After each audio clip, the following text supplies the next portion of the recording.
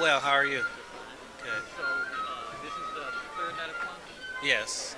and how have things been going so far? Well, so far things have been going very well. We've been so pleased to be able to open up the doors to the Shrine of the Black Madonna. We've always been a church that's located and based in the community. So it's always a pleasure to open up our doors to allow brothers and sisters to come in and experience, Kwanzaa here with us at the Shrines of the Black Madonna. Well, Kwanzaa has a tremendous impact. I mean, both in terms of its ability to bring black people together, to give us a time to really focus on those principles that are really germane to sustaining our communities beyond January. So we are able to embrace those principles each and every day of our lives for 365 days, which we try to do here at the Shrine of the Black Madonna. Then we can really see the tremendous impact that Kwanzaa has on our lives in terms of being able to empower us to take care of black business, if you will, as really a divine obligation by God. And so Kwanzaa kind of gives us some practical steps and some practical principles that we can live by each and every day. Well, that's interesting because just the other day I was talking to a young man, had to be in his mid-20s, and he kept saying, why is everybody saying Happy Kwanzaa? Like he didn't know anything about Kwanzaa. So I began to share with him about the principles. And not only that, say, go ahead on and Google Kwanzaa and see what it means and what it's all about.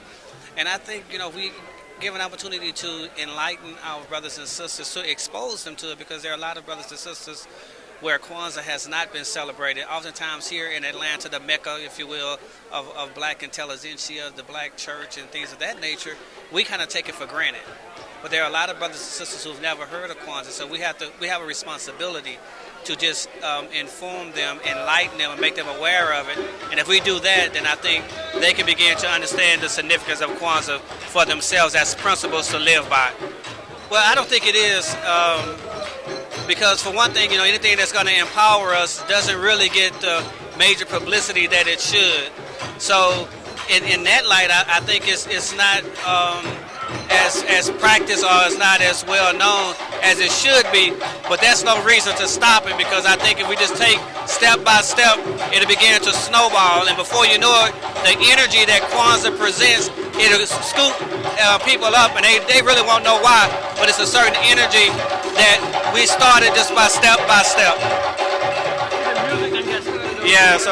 So the drums, so people are going to get real excited about the drums, and that's the energy of our ancestors that we really thrive on, and people who may not be familiar with it, it's going to speak to them at a totally different level. I had about 100 more questions to ask you, but I think we'll yield to the No problem. Thank you.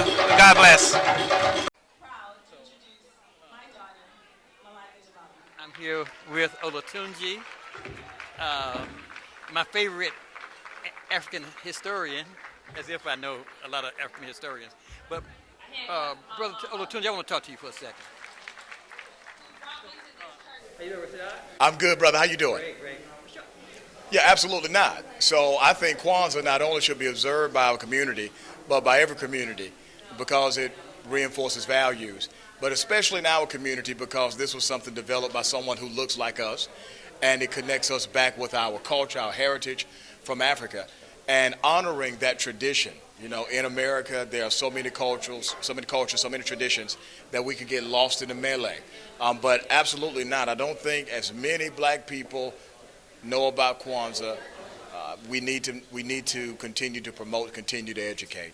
I guess you answered my next question. You messed me up because I was going to ask about the impact, the potential impact of Kwanzaa, or even value of Kwanzaa in our community. Well, let me say this. I think one of the most tremendous impacts is having the conversation at home about Kwanzaa. Kwanzaa is a very personal observation. And one of the things I've always believed in is knowledge of self. I truly believe that when black folk especially have a knowledge of who they really are, that if they can look at themselves differently, they look at people who look like them differently. So if we're talking about combating black on black crime, that's how you start. You start by making sure our kids, our people have a knowledge of who they are. And Kwanzaa is one of those ways to reaffirm that value and that culture. You're stepping all over me, Rashad. My next question was going to be, what are some practical things in your mind that individuals, families, communities can do to make a difference in the lives of our community? I'm sorry, go ahead. I think number one, we have to start looking at them as community. We can't be afraid of those that we want to help. These are our brothers, these are our sisters. If they're on the corner with their pants sagging, if they're hanging out past a certain hour, you have to still love them. You have to still embrace them. So us looking at each other as a collective family, a community, a village, is, in my opinion, the way it starts. Not to become indoctrinated with what everyone else says black people are.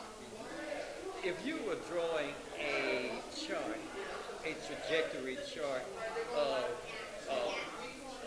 that led from our community and our needs and concerns, which way would those lines be going?